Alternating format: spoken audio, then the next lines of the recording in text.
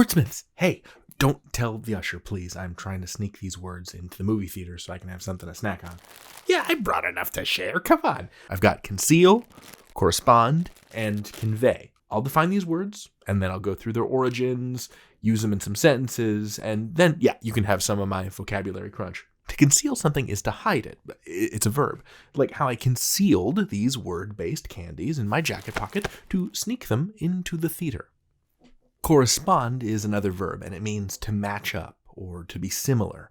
But it also has another meaning, which is to exchange messages with someone, like when you correspond by text message or email or postcards.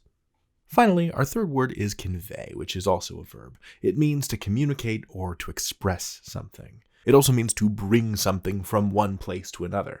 Really just a literal versus a figurative use. I can literally convey this ton of bricks to your home, and I can convey my displeasure to you by dumping them in your front yard. Let's do word origins.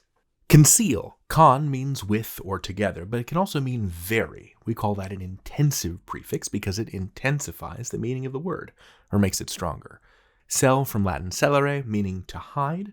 We can think of conceal as meaning, therefore, well hidden or very hidden.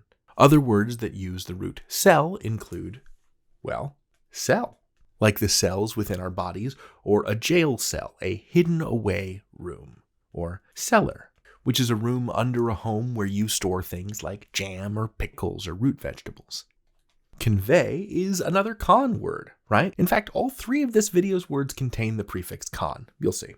So again, con means with or together, and vey or voy means road or way. These roots show up in words like the very similar word convoy, a noun which describes a bunch of people traveling together as a group, or voyage, which is a trip or a journey, usually a long-distance journey. Finally, correspond. It's also got con in there, but you can't tell because the N disappeared into the R. This happens a lot with prefixes, and it's just because it's easier to say correspond than conrespond.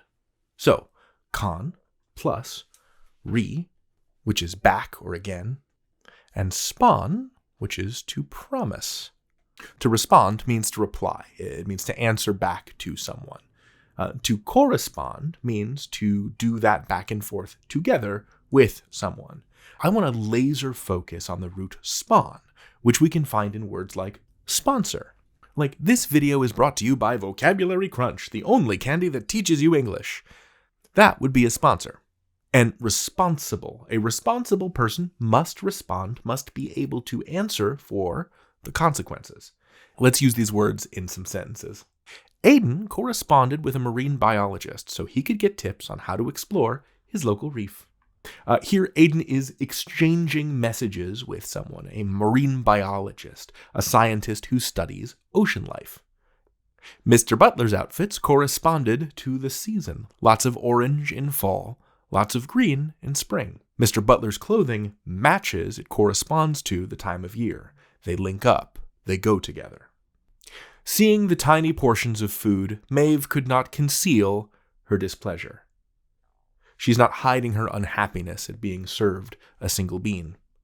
When her father proposed a road trip to the Museum of Antique Mustard, Zara conveyed her disapproval by making a horrified face. See, she's conveying it, she's showing her displeasure. Ooh, the previews are starting. Okay, take what you want, settle in, wordsmiths. I'll talk to you after the show. You can learn anything. David out.